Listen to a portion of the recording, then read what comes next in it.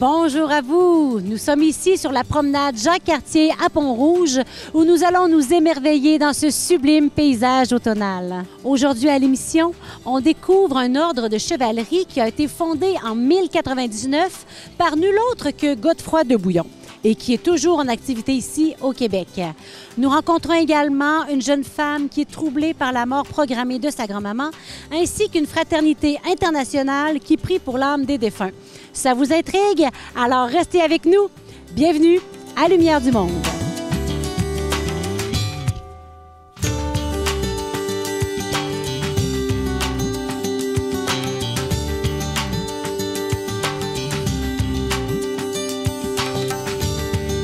Le dimanche 27 octobre est la fête de Notre-Dame de Palestine. À cette occasion, nous vous invitons à plonger dans l'histoire fascinante de l'ordre équestre du Saint-Sépulcre. Cette institution a pour mission de soutenir les chrétiens de Terre Sainte. Dans cette région marquée par les conflits, la contribution des membres de l'ordre permet à des écoles et des hôpitaux de rester ouverts à tous. En favorisant le dialogue et la paix entre les communautés chrétiennes et musulmanes, ces efforts apportent un rayon d'espoir et de solidarité en ces temps troublés. L'ordre du Saint-Sépulcre, en fait, n'a rien à voir avec les croisades, contrairement à la légende. Et en effet, il y a beaucoup d'élèves musulmans qui sont dans nos écoles. La Terre Sainte, c'est le cœur, c'est notre mère, c'est notre origine.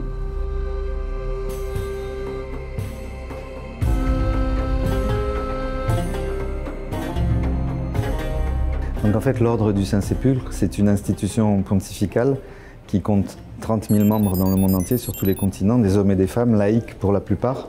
Et leur mission, c'est de soutenir les chrétiens de Terre Sainte, de soutenir en fait le patriarcat latin de Jérusalem, qui est le diocèse de Jérusalem, qui s'étend de la Jordanie à Chypre en passant par la Palestine et Israël. Et donc c'est un diocèse qui est fragile parce qu'il n'y a pas beaucoup de chrétiens. Et l'Église universelle se mobilise à travers l'ordre du Saint-Sépulcre dans tous les diocèses du monde où les membres sont présents pour envoyer des donations à l'évêque de Jérusalem, qui est le cardinal Pizzaballa, de manière à ce qu'il puisse subvenir aux besoins pastoraux, humanitaires de tout ce territoire et des chrétiens, mais aussi des personnes d'autres religions qui sont dans la nécessité, pour pas que la terre du mystère de la rédemption devienne un territoire d'archéologie, mais que ça reste une communauté vivante, une communauté de chrétiens qui vivent leur foi et qu'on peut rencontrer quand on va en pèlerinage.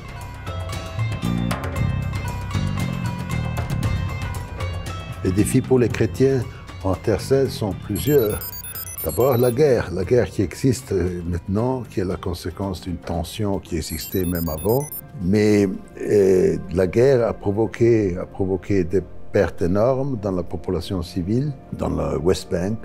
Plusieurs chrétiens ont perdu leur travail, plusieurs chrétiens ont été éloignés de leur maison, plusieurs activités qui sont liées au tourisme du pèlerinage ont disparu et par conséquent, ils sont vraiment dans une situation très difficile. Nous avons la tâche qui nous a été confiée par les papes, commençons par le pape Pie IX, de soutenir les chrétiens en Terre Sainte. Et nous le faisons dans plusieurs manières, avec nos écoles, avec nos hôpitaux, nos maisons pour les anciens, nos maisons pour les réfugiés. Il y a une grosse campagne en train de se préparer actuellement. On s'est dit, avec le patriarcat de Jérusalem, parce qu'on soutient le patriarcat, et puis on s'est dit, il faut cibler un grand besoin. Alors, ils ont ciblé les écoles. D'aucuns vont dire, pourquoi les écoles alors qu'il y a la guerre et tout? Bien justement, c'est qu'il faut préparer la relève, il faut soutenir la relève, il faut aider que les professeurs puissent continuer d'étudier, que les chrétiens puissent rester en Terre Sainte. Alors, c'est ça que nos contributions font. Maintenant, à cause de la situation actuelle, on préfère concentrer nos activités dans les activités humanitaires et pastorales. Nos écoles et nos hôpitaux sont ouvertes à tout le monde. Et en effet, il y a beaucoup d'élèves musulmans qui sont dans nos écoles, ce qui est un signe que nos valeurs sont acceptées même par les familles musulmanes. Et c'est très important que les jeunes, les chrétiens et musulmans, puissent participer à la même vie et devenir amis dès leur enfance, dès leur jeunesse. Et peut-être que ça peut aider dans le futur à créer une situation de dialogue plus stable, plus pacifique.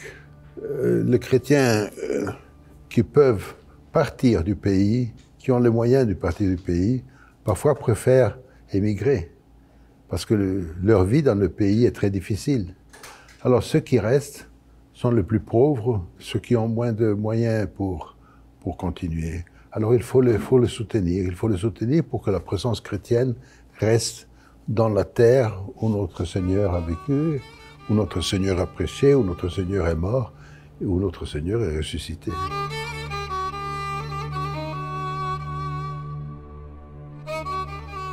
L'Ordre équestre du Saint-Sépulcre de Jérusalem à Québec, disons qu'on est trois sections, mais en tout, on est à peu près 75 personnes. Le renouvellement se fait tranquillement. C'est parce que la Terre Sainte, pour nous autres, au Québec, c'est loin.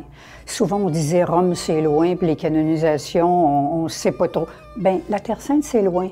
Alors, de s'intéresser à la Terre Sainte, il faut vraiment soit être allé, soit avoir eu un coup de cœur pour quelque raison que ce soit, mais comme lieutenante, j'ai beaucoup mis l'accent sur à la fois la spiritualité de l'ordre et en même temps la mission de l'ordre. Puis pour moi, il y a une mission, mais quand il n'y a pas de spiritualité, bon, OK, on fait des choses, on fait, mais c'est pas nécessairement soutenu.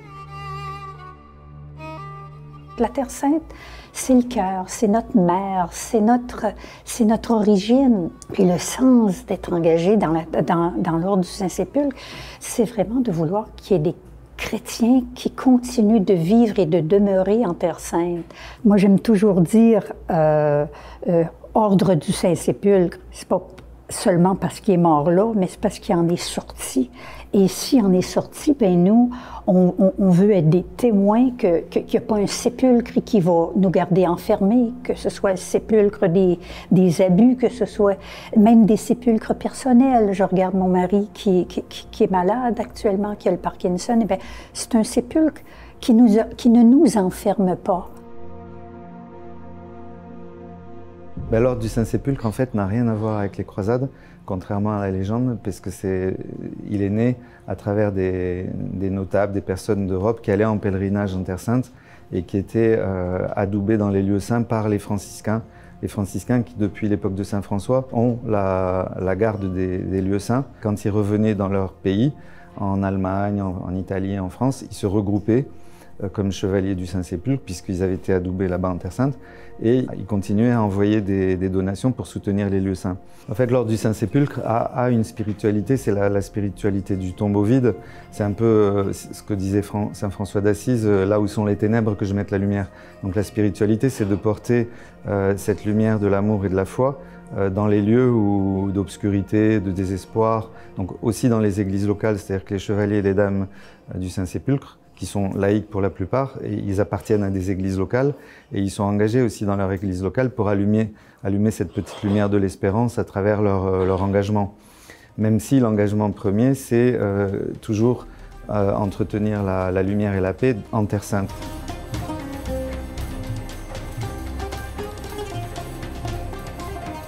L'ordre du Saint-Sépulcre a une image un peu du passé à travers les manteaux et les symboles. Et beaucoup de gens qui voient les chevaliers de l'extérieur peuvent même les juger mal en se disant c'est des gens qui cherchent les premières places, les apparences, etc. Alors que c'est pas ça du tout. Quand on connaît les membres, les chevaliers et dames de l'ordre, on s'aperçoit que c'est des gens comme tout le monde qui essayent de vivre leur foi. Et le manteau, par exemple, c'est le signe de leur appartenance. L'épée, c'est aussi Saint Paul qui parle de l'épée de la vérité, donc être témoin de la vérité dans un monde qui est en pleine confusion. Donc les chevaliers et les dames, à travers ces symboles, en fait, ils s'inscrivent dans une histoire, puisque c'est une histoire qui a plusieurs siècles, mais ils sont très modernes dans leur fonctionnement. Et les prêtres dans l'ordre jouent leur rôle de prêtres, c'est-à-dire qu'ils accompagnent spirituellement les laïcs à vivre leur foi à travers l'enseignement catéchétique, disons, et les sacrements. Mais les prêtres n'ont pas un pouvoir de gouvernement.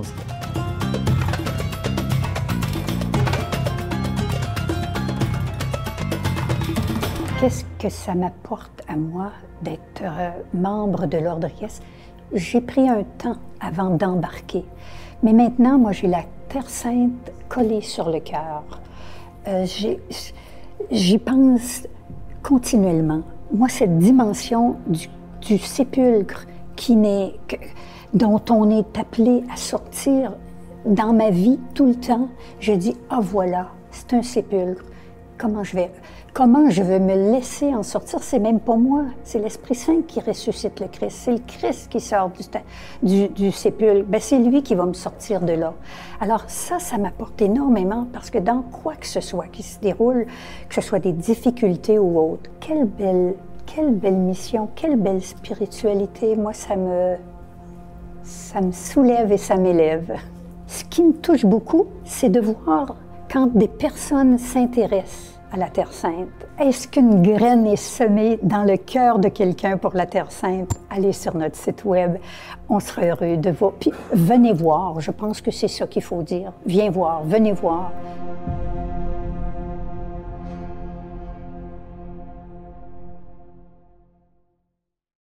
Si ce reportage vous a touché et que vous ressentez l'appel à soutenir les chrétiens de Terre Sainte, visitez le site web de l'Ordre équestre du Saint-Sépulcre pour découvrir comment vous pouvez vous impliquer et faire une différence. La grand-maman de Laurence a choisi l'euthanasie pour ne pas déranger ses proches.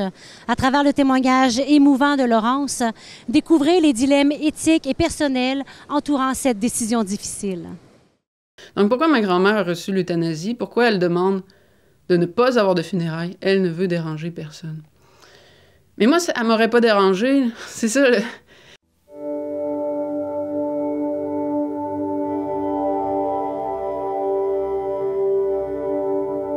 Ma grand-mère était malade dernièrement, là, depuis quelques mois. Là. On savait qu'elle avait quelque chose, mais on savait pas quoi. Le médecin arrive dans la salle. Puis il nous dit « Bon, ben c'est ça, comme la demande de votre... Il parle à ma mère. Comme la demande de votre mère a été acceptée, on va pouvoir procéder, donc ça va être demain. Ma mère, sous le choc, là, ma mère n'était pas au courant. Le médecin dit 11 heures. Ma grand-mère dit d'accord. Puis comme ça s'est fixé. Ma grand-mère allait recevoir l'euthanasie à 11 heures, vendredi 12 mars. Le lendemain matin, j'essaie d'arriver tôt à l'hôpital, le plus tôt possible, avec mon mari et mon bébé. Puis on parle de tout et de rien, parce que tout le monde est un peu débousselé, là, je pense, tout le monde est étonné. C'est ça, je lui ai dit que je l'aimais, je lui ai dit que j'avais de la peine, que ça allait trop vite, que je suis pas prête là, à devoir partir, je trouve ça dur. Bon, le médecin est arrivé, il lui a dit au revoir, ma grand-mère lui a dit merci. Comme mon fils, de toute façon, n'était pas très conscient de ce qui se passait, je l'avais avec moi. Puis à un moment donné, il s'est mis à pleurer un peu, à chigner. Puis elle a voulu lui parler, c'était frappant, là. Elle s'est tournée, puis elle a voulu lui parler, mais le médicament faisait que tous ses muscles devenaient mous, fait qu'elle a juste... Ce qui était frappant aussi, c'est que quand elle s'est mise à parler, j'ai vu dans ses yeux comme... Hey, c'est vrai, je suis vraiment en train de mourir. Pas capable de parler, puis là, tranquillement, tu sais, puis là, on la voit s'éteindre, puis j'ai assisté pour la première fois à une mort, mais à une mort artificielle. Puis je peux pas dire que ça a été beau, là. J'ai senti une rage à l'intérieur de moi. Pourquoi il est parti si vite? Pourquoi on n'a pas parlé d'autres choses? Pourquoi on n'a même pas eu une conversation? Ne serait-ce que 20-30 minutes, là, il s'est rien dit. Là, tout d'un coup, là, on s'est confronté à la décision, on va euthanasier votre grand-mère demain. Puis là, comment on trouve les mots? Comment on fait pour penser? Ça va juste trop vite. Donc, moi, je me suis retrouvée pour vrai devant un vide, devant une difficulté à faire mon deuil. Un peu après son décès, là, il y a des femmes à sa résidence qui ont écrit des lettres. L'amie de ma grand-mère écrivait « Elle ne voulait déranger personne. Elle m'avait parlé de sa décision, elle ne voulait déranger personne. » Mais moi, elle m'aurait pas dérangée. C'est ça. Moi, je serais allée la visiter tous les jours. Là. Je vais passer du temps avec elle. Ça me fait plaisir, je veux l'accompagner, là, je veux vivre ça. Cette phrase-là qu'elle a écrite, son amie, là, elle ne voulait déranger personne, c'en est le reflet. On vit dans une société où les plus faibles dérangent. Le médecin, quand il a pris sa décision, il nous a parlé, puis on lui a dit, normalement, c'est pas comme 10 jours de réflexion. Puis il a dit, oui, mais tu sais, considérant la peur de la souffrance, on va devancer. Il n'a pas dit comme considérant le fait qu'elle va souffrir, mais considérant la peur qu'elle a de souffrir. Évidemment, hein, je voulais pas la voir souffrir. Je sais pas, je suis pas médecin, mais les soins palliatifs ont pratiquement pas été évoqués, là. Je suis peut-être naïve, mais j'ai l'impression qu'il y avait comme quelque chose à faire dans cette direction-là, là. Ben, je dirais les deux choses qui me viennent, c'est dans la vérité puis dans l'amour. Un médecin, par définition, c'est supposé soigner, c'est ça que ça veut dire. S'il fait ça, appelons pas ça de l'aide médicale à mourir. S'il tue, appelons pas ça de l'aide médicale à mourir. Ça, j'ai trouvé que ça manquait cruellement de vérité. De naturel, qui va avec le mot de vérité, là, parce que dans notre société, je trouve que les gens cherchent beaucoup là, à accoucher naturellement, à manger naturellement, à faire du sport. Les gens veulent retrouver la nature. Mais je comprends pas, la mort, ça, il faudrait surtout pas que ça soit naturel.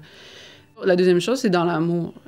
On vit dans une société individualiste où on est supposé mourir tout seul. On se sent mal de demander de l'aide, on se sent mal d'être faible. Et je trouve qu'à ce moment-là, la société renvoie pas une belle image, là. C'est ni vrai, ni dans l'amour.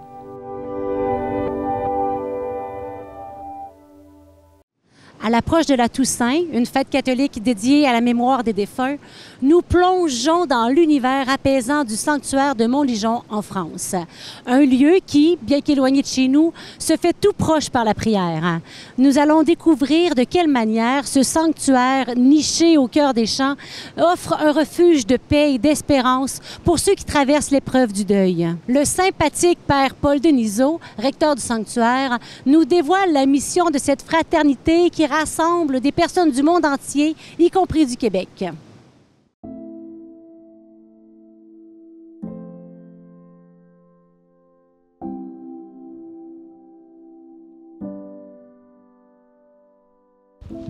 Père Paul, vous êtes recteur du sanctuaire de Montligeon. Pouvez-vous nous le présenter, ce sanctuaire? Alors, le sanctuaire et la fraternité qui est internationale, qui est présente aussi au Québec, qui est présente en Afrique, c'est une fraternité de prière pour les défunts. Et donc en fait, ensemble, on prie et on a une messe perpétuelle, une messe qui est célébrée tous les jours au sanctuaire de Montligeon, qui est une grande basilique au milieu des champs, vraiment très belle, et qui accueille des personnes en deuil, qui accueille des personnes qui viennent prier pour leurs défunts. Et donc l'œuvre de Montligeon, c'est ça. C'est à la fois une fraternité qui vit dans les paroisses, dans le monde entier. Il y a des groupes de prière, je sais, à Gatineau. Il y a des membres de la fraternité ici au Québec. Il y en a beaucoup en Afrique, dans différents pays. Il y en a en France. Et ces groupes de prière se retrouvent ensemble pour prier pour les défunts et pour porter l'espérance chrétienne. C'est votre évêque qui un jour est arrivé en vous disant est-ce que tu accepterais de prendre la charge du sanctuaire? Alors moi, je suis prêtre de la communauté Saint-Martin. C'est une communauté qui est au service des évêques. Et c'est mon modérateur qui lui-même avait été à Montligeon et qui m'a dit je compte proposer ton nom à l'évêque pour être recteur de Montligeon. Au début, je me suis dit il est fou. Et puis en même temps, je m'étais dit les âmes du purgatoire, c'est pas très drôle. Et en même temps, je trouve que c'est le cœur du message chrétien. C'est-à-dire que nous, vraiment, nous croyons à la mort et à la résurrection du Christ. Donc nous croyons que l'avenir est beau, quel que soit notre âge, que j'ai 25 ans, 50 ans, 70 ans ou même 110 ans. Les plus belles joies de ma vie, elles sont toujours devant moi. C'est quand même un beau cadeau. Et je suis au service de ce message à ma petite place de recteur. On pourrait avoir l'impression qu'il y a uniquement peut-être des gens âgés ou malades qui vont au sanctuaire de Montligeon. Est-ce que c'est le cas? Ou des gens en deuil. En fait, on a tout le monde. Et c'est ça qui est beau, c'est qu'on a des personnes en deuil, des mamans qui ont perdu un enfant qui s'est suicidé, d'un accident, un conjoint qui a perdu... Là, par exemple, récemment, j'ai eu Robert qui a 90 ans, qui a perdu sa femme après 65 ans de mariage. Et on a aussi des jeunes qui viennent en récollection, donc on a des mélanges de plein de populations. Des personnes en deuil, des personnes malades, des personnes qui se posent des questions, des personnes qui ont besoin de se reposer. Ce qui est très beau, en fait, c'est que ce sanctuaire est à la fois un lieu où beaucoup peuvent pleurer, et en même temps un lieu où les gens ressentent de la paix, mais une paix qui n'est pas la paix sombre des cimetières, mais qui est une paix de vie, quoi. Donc il y a une atmosphère de vie. Et puis, ce qui est très beau aussi, vous voyez, par exemple, là, on a des haltes deuil, des personnes en deuil qui viennent pendant une semaine ou pendant 2 jours. Et quand ils arrivent, ils ont le visage tout fermé. Je me souviens d'une maman notamment qui avait perdu son fils suite à un accident, qui était en guerre, quoi, qui était en colère, on comprend. Et à la fin, avant de partir, je l'ai entendu éclater de rire. Donc en fait, c'est très surprenant comme sanctuaire. Et ça nous dépasse, nous. Hein. Enfin, nous, les prêtres et les religieuses et les salariés, ça nous dépasse. Mais il y a quelque chose qui se vit, ouais. Je pense que c'est la proximité de la Vierge Marie.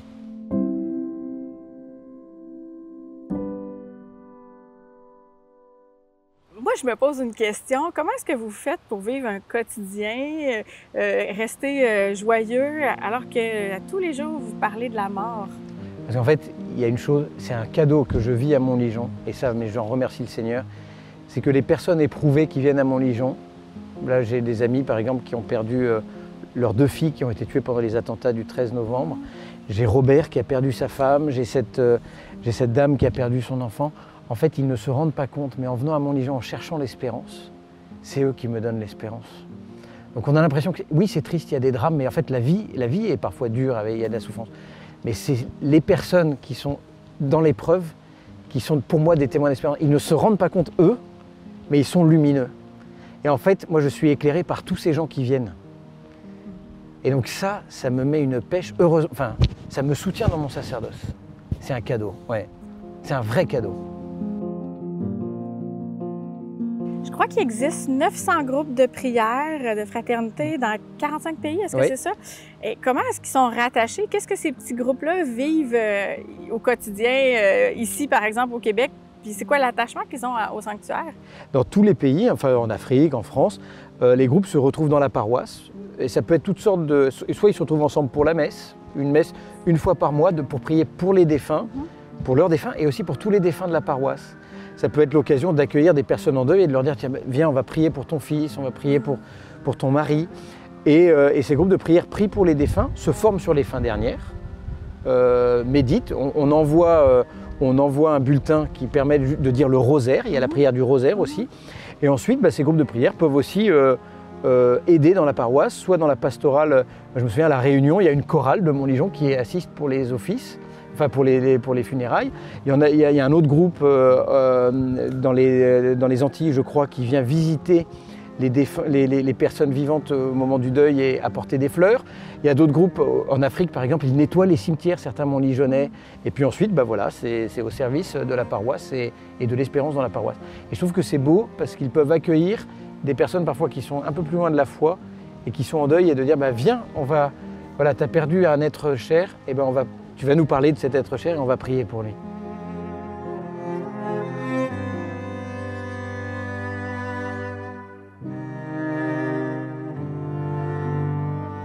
Vous avez parlé de la Vierge Marie, du rôle de la Vierge Marie à Montligeon. C'est quoi le rôle de notre maman? C'est notre maman. Moi, je le découvre de plus en plus, en fait. Et en fait, ceux qui me le font découvrir, c'est les gens en deuil. Et quand on les interroge, on leur dit « Qu'est-ce que vous venez faire ici ?» Je viens...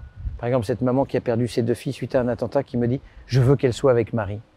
Un monsieur qui a perdu son épouse et qui me dit « Je viens prier pour qu'elle soit avec Marie ». En fait, c'est dingue. Ils veulent tous que ceux qu'ils ont aimés soient avec Marie. Parce que vous l'avez dit, le bon Dieu nous a donné un beau cadeau avec Marie. Il nous a donné une maman. Et quand on est en train de souffrir, mais vous savez, dans les tranchées pendant la Première Guerre mondiale, les gens appelaient leur mère au moment de mourir. Eh bien, nous, nos défunts, nous ne les jetons pas dans un au-delà vaporeux où ils ne sont pas dans les parages, nous les remettons à quelqu'un. Et en fait, justement, la Vierge Marie, c'est cette mère qui a perdu ses parents, elle a perdu ses parents, elle a perdu son mari, elle a perdu son fils, elle sait ce que c'est que le deuil. C'est une femme, c'est un cœur de maman qui a souffert.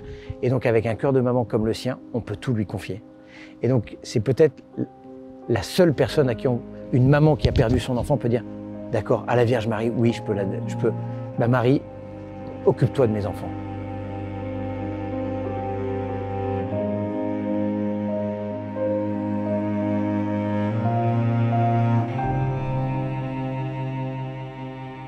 Est-ce qu'en terminant, pouvez-vous Bien prier sûr. avec moi pour les défunts d'ici Qui sont là? Qui sont présentement ici dans le cimetière, les familles, les gens qui sont touchés, et puis il y a des gens qui, chaque jour, chaque minute, qui accompagnent la famille, la parenté qui va décéder. Alors, Très bien. On peut les confier justement. Merci Amélie. On peut les confier à la Vierge Marie.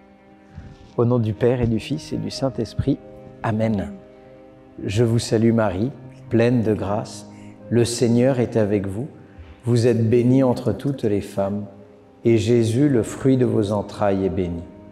Sainte Marie, Mère de Dieu, priez pour nous pauvres pécheurs, maintenant et à l'heure de notre mort. Amen.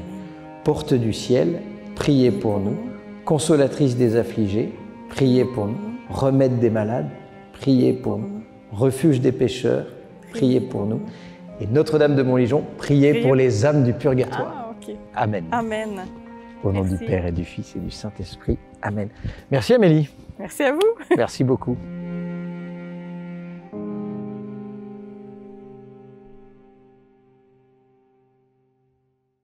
Quel témoignage émouvant du Père Paul et de cette belle mission.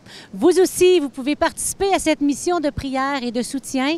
Faites simplement une recherche sur Internet avec les mots « Montligeon au Canada ». Continuons à porter nos défunts dans la mémoire de nos cœurs et dans notre prière.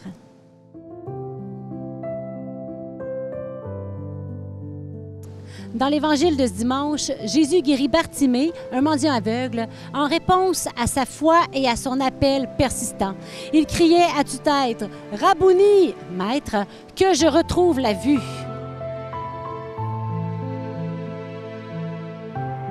Cette guérison symbolise notre propre quête de clarté dans un monde souvent obscurci par la souffrance et l'incertitude. Rappelons-nous que la persévérance dans la foi et la quête de sens sont essentielles pour naviguer dans les complexités de la vie moderne.